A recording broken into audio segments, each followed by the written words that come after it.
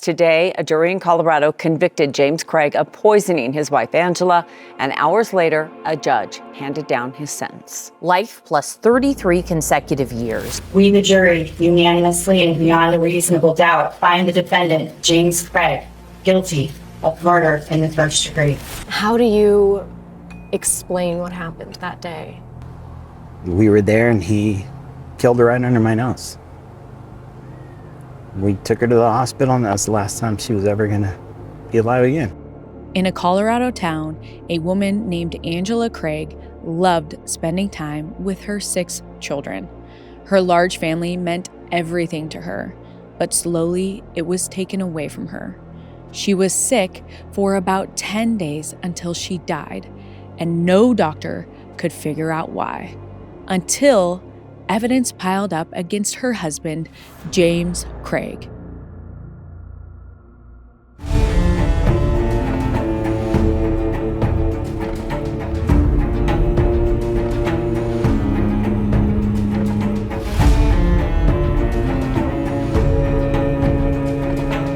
Hi, I'm Katie Ring, true crime analyst, self-defense instructor, and advocate for victims. And this is Crime House Daily, your weekday true crime companion, a Crime House original powered by Pave Studios. We follow the cases making headlines now, where justice is still unfolding. This is a Night Watch episode bringing you today's biggest crime stories. Don't forget to subscribe to my YouTube channel at Crime House Daily so you never miss an episode. This episode discusses active criminal cases and breaking news. The information we share is based on what's publicly available at the time of recording and may change as new evidence comes to light. We aim to inform, not to decide guilt or innocence, so everyone mentioned is presumed innocent until proven guilty in a court of law. Tonight, we'll be exploring the case of a deadly dentist in Colorado. A man named James Craig was found guilty of slowly poisoning and murdering his wife, Angela Craig, in late July. We just learned that 3 of Angela's 6 children are living with their uncle, James's brother. So let's dive into how we got to the events leading up to James's conviction. This is how poison, infidelity, and secrets disrupted this seemingly happy family.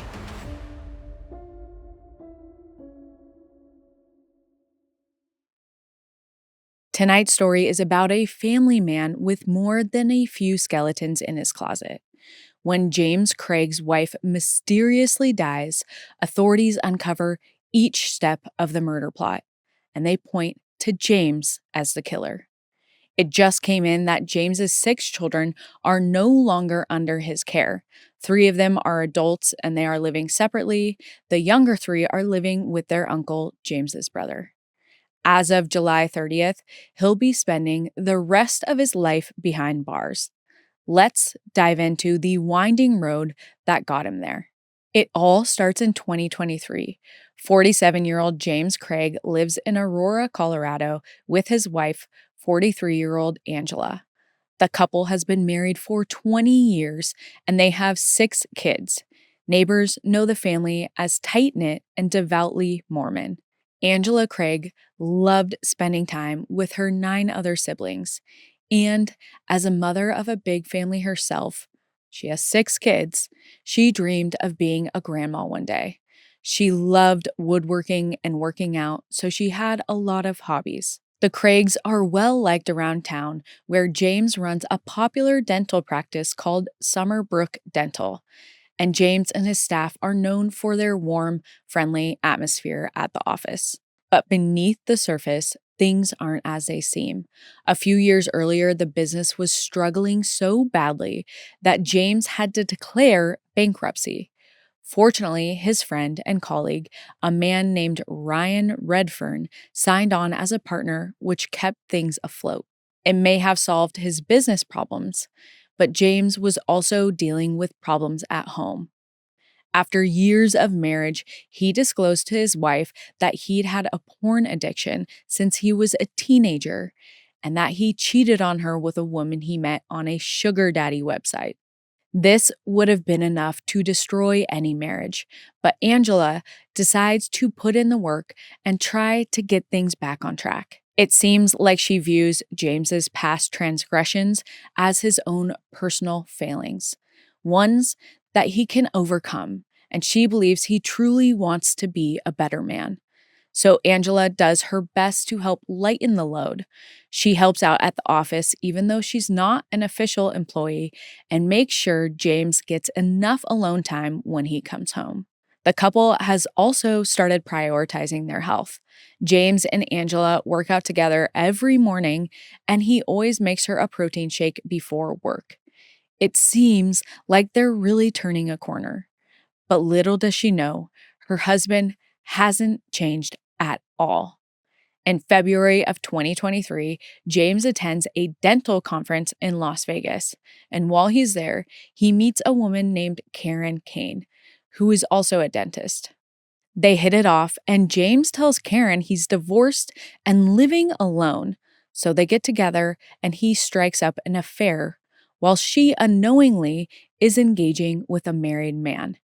When the conference wraps, he asks if he can see her again, and she agrees. When James returns home to his wife and family a few days later, he acts like everything's normal and goes right back into his usual routine. On the morning of March 6, 2023, James and Angela wake up, work out, and he makes her a protein shake. But before James heads to work, Angela says she's not feeling well. She says her head feels funny and she's dizzy, so James hangs back to make sure she's okay. Eventually, she tells him she's fine, and he gets to work about 15 minutes later than usual, which is not a huge deal. But a couple hours later, Angela's symptoms only get worse. She starts typing her various symptoms into Google to try and figure out what's wrong. Things like dizziness, slow focus, tired, head pressure, hearing distortion, body shakes and lips go cold, signs of high blood sugar, side effects of high blood pressure, and mini seizures. It's bad enough that Angela texts James and tells him what she's experiencing. He immediately rushes home and takes her to Advent Health Parker Hospital. Angela gets an MRI, a CT scan, and submits blood work, but doctors don't find anything wrong. So James takes Angela home and encourages her to rest. In the meantime, he goes back to work. When he texts her later to see how she's feeling, Angela says her symptoms haven't improved and that she feels like she's been drugged. James responds, quote, "Given our history, I know that must be triggering. Just for the record, I didn't drug you." Obviously, that is not a normal thing to say to someone, and it's even darker than you might think. Because back when James and Angela were in the midst of their marital problems, he considered taking his own life while at home one night. He didn't want Angela to find him and call 911, so he drugged her to knock her unconscious. But it seems like James changed his mind about dying, and eventually he confessed to Angela what he'd done. When James brings up this grim moment in their relationship, Angela is forgiving and understanding, and when he says he has to work late at night, she doesn't get mad. But James isn't being totally honest with her. He doesn't really have to work late at all, because that day, he tells his office manager, Caitlin Romero, that he needs some alone time, and quote, just to get away for a minute. As the office manager, Caitlin also stays later than the rest of the staff. And when she packs up her things to head out for the night, she notices that James's office light is off, and so are all the exam room lights. But as she leaves the building, she's surprised to see him typing away at one of the exam room computers. She tries not to disturb him and heads on her way. He might have noticed her leaving, though. While Caitlin's driving home, she gets a text from James. He says he's expecting a package at the office and not to touch it when it gets there. And that's pretty much the end of the conversation. Meanwhile, Angela's at home alone, feeling worse and worse. The next day, March 7th, she's completely dizzy and can barely take one step without feeling like she's going to fall over. Her stomach is also in pain, which is a completely new symptom. She goes to urgent care to try and get to the bottom of it, but they can't figure out what's wrong with her either. Despite how much time she's been spending at the office, James sends Angela a ton of doting messages and tries to help her figure out what's going on. By the morning of March 9th, Angela doesn't really have an appetite, but he makes her a protein shake anyway. Angela drinks it, hoping to get at least a little nourishment, but it doesn't help. And Angela's symptoms actually worsen, and she fully passes out at home. It's not clear how long she's passed out, but her kids eventually find her crawling across the floor because she physically cannot get up. They get her help, and she's admitted to Advent Health Parker Hospital. When James is done with work, he rushes over there to be with her and stays by her side while they wait for the results of yet another blood test. And this time, they find something deadly.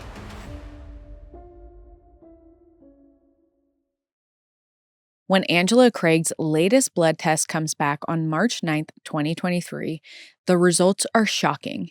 Angela's blood contains dangerous levels of arsenic. In high enough doses, arsenic can kill. Some of the most common symptoms are abdominal pain, nausea, and vomiting. And it can also cause an abnormal heart rhythm, low blood pressure, as well as pins and needles feelings, which may explain why Angela fainted and couldn't get up. Doctors ask Angela and James how she could have been exposed, but they have no idea. The medical staff assures them they'll do everything they can do to help Angela get better while they try to get to the bottom of things. In the meantime, Angela stays in the hospital. She's there for a few days, and James continues going to work, but he visits her each day. On March 13th, his package with more cyanide arrives, but he happens to be out of the office. As instructed, the office manager doesn't open the package, but luckily, a different employee does.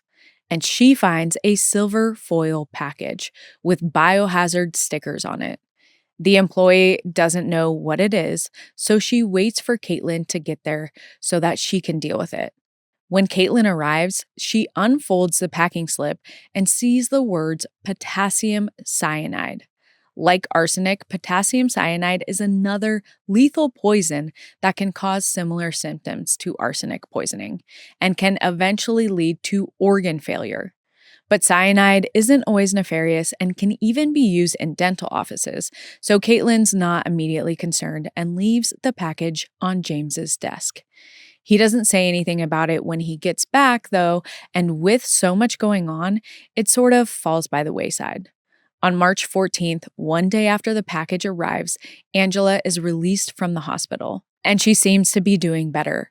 Her symptoms have subsided a little, and she's able to keep food down, but doctors still want someone to keep an eye on her in case she passes out again. Since James is still working, Angela's sister comes to take care of her, but James is still trying to help by making sure Angela is still eating and taking her medication. When he gets home from work on the 14th, he makes her a protein shake, and the next day he texts Angela's sister to remind her to give Angela her meds. Angela's sister knows about the couple's issues, but she's happy to see James keeping such a close eye on his wife, and she's starting to think maybe he's stepping it up after all. However, those thoughts are quickly interrupted when Angela crashes again on March 15th, just 2 hours after James leaves for work. This time, she has a massive seizure.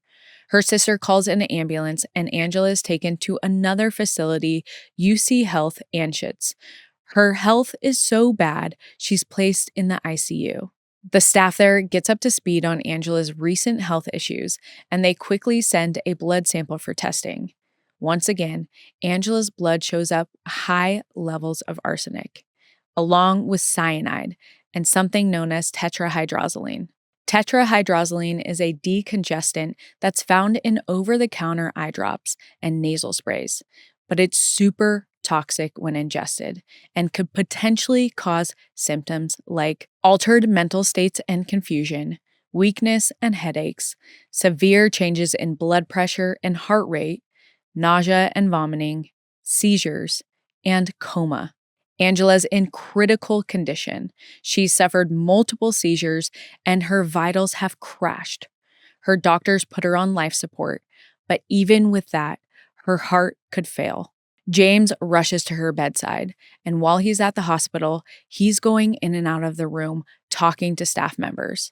At some point, he steps out to call Caitlin at the office. He sounds upset and tells Caitlin he doesn't think Angela will make it through the night. Caitlin is devastated. She loves Angela, and everyone at Summerberg Dental does as well. She offers James sympathy.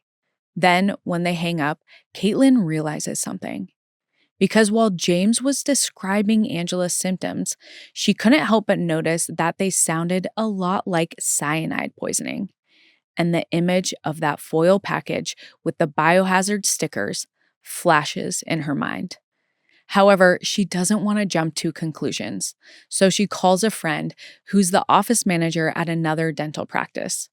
When Caitlin tells her about the package and Angela's symptoms, her friend confirms she's not crazy.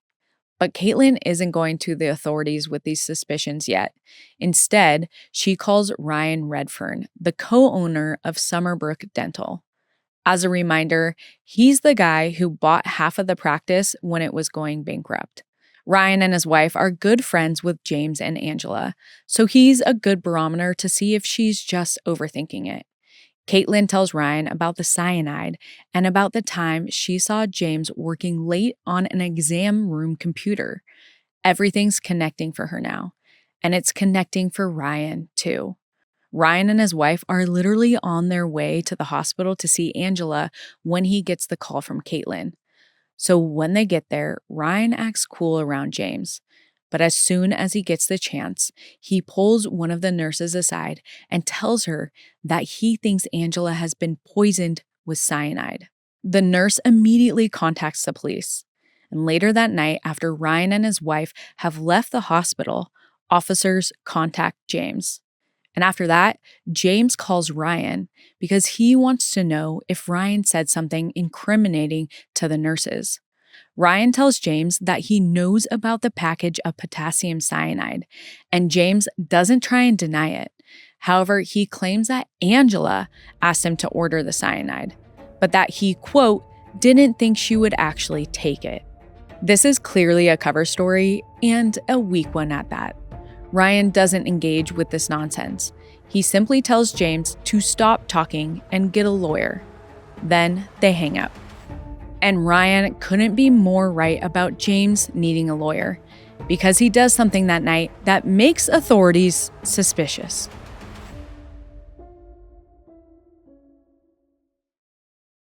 According to security footage from inside the ICU on the night of March 15th, 2023, James Craig leaves his wife Angela's room and goes into the bathroom. When he comes out, he puts a syringe in his pocket. Then he goes back into Angela's room. Just a couple minutes later, she's coding. Nurses rush to her aid and stabilize her, while James sits outside the room, wiping tears from his eyes. To try and figure out what caused Angela to crash, doctors take another blood sample, and the results are terrifying. Earlier in the day on March 15th, when Angela first got to the ICU, she had about 1.7 micrograms of cyanide in her system. But after her recent crash, there were 3.7 micrograms. That means someone has poisoned her while she's in the hospital, most likely by injecting her IV line. Everything is pointing towards James, but he doesn't catch on. He's distracted because the next day on March 16th, he flies out his mistress, Kaine, and she arrives in Colorado. Meanwhile, his business partner, Ryan Redfern, is telling the police everything he knows. But this information comes too late to save Angela, and on March 18th, 2023, she passes away. While her children and loved ones grieve, investigators immediately look into their prime suspect, James Craig. First, they search his home and find 2 plastic bags containing a white powdery substance where James keeps Angela's protein powder and blender bottles. Detectives have a hunch of what the white substance might be, and when they look at James's exam room computer, the search history helps investigators piece together a timeline of James's murder plot. Some of the earlier search results include YouTube videos with titles like How to Make Murder Look Like a Heart Attack, How to Make Poison, a YouTube video called Top 5 Undetectable Poisons That Show No Signs of Foul Play, How Many Grams of Pure Arsenic Will Kill a Human, and Is Arsenic Detectable in Autopsy? From there, investigators find orders for both arsenic and cyanide through a company that distributes laboratory products to medical professionals. But those took too long to arrive, so in the meantime, James had purchased arsenic in metal form off of Amazon. Afterward, he seemed to realize that this wasn't the same kind of arsenic he was actually looking for, because he also started Googling dosage of tetrahydrozoline that is fatal, tetrahydrozoline poisoning timeline, and then one that just says Visine. These searches paint a clear picture of a man who was not really thinking about covering his tracks. The most he did was make a new email address to conduct these searches with the handle Jim and Waffles. From there, investigators obtained James's credit card statements that show he purchased hauls of eye drops from a couple different drugstores. It seems like he was making do with over-the-counter substances before the medical-grade ones arrived, which they eventually did the day Caitlin saw the package. Now, investigators need to figure out why James would go through all of this trouble in the first place. And soon, they find out. They discover emails between James and Karen, which help them establish a potential motive for James to kill his wife. Eventually, Karen tells authorities that she had no idea what was really going on because James told her that he was divorced. Lying about his marriage paints James in an even worse light. Just one day after Angela dies, he's arrested on first-degree murder charges. Over the next 2 years, James awaits trial from behind bars, where he continually proves that he is not a criminal mastermind. He offers to pay his cellmate and other inmates to give false testimony on his behalf, and he even bribes them and their family members with up to $20,000 for them to falsely testify that they knew Angela and that she was suicidal. On top of that, he tries to take out a hit on the lead investigator. This is all really bad, but perhaps one of the worst things James does is try to rope his own daughter into his schemes. He asks her to create a deepfake video of her own mother, made to look and sound like a suicide note, and then destroy the laptop the video is made on. James's daughter does not agree to this, and after James's trial begins on July 15th, 2025, she tells the court all about it.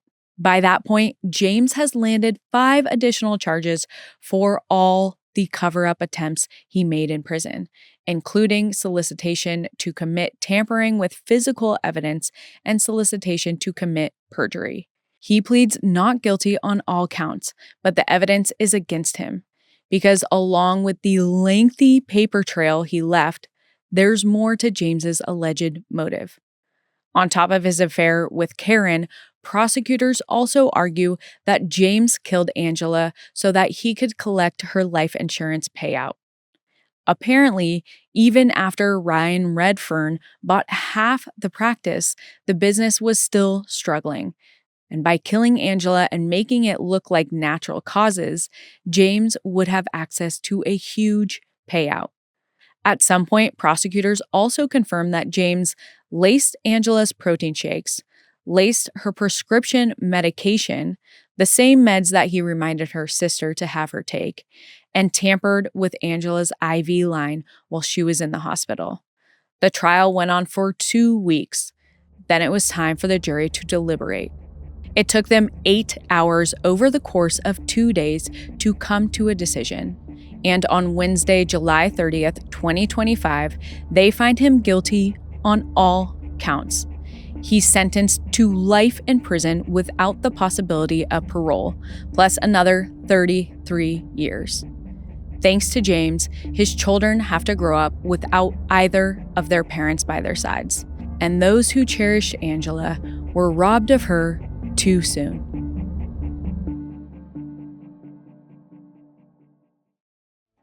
What did you think of today's case? Drop your theories in the comments and follow us at Crimehouse 24/7 on TikTok and Instagram, and subscribe on YouTube at Crimehouse Daily. For ad-free listening, join Crimehouse Plus on Apple Podcasts. You stay curious and I'll stay on the case. See you next time.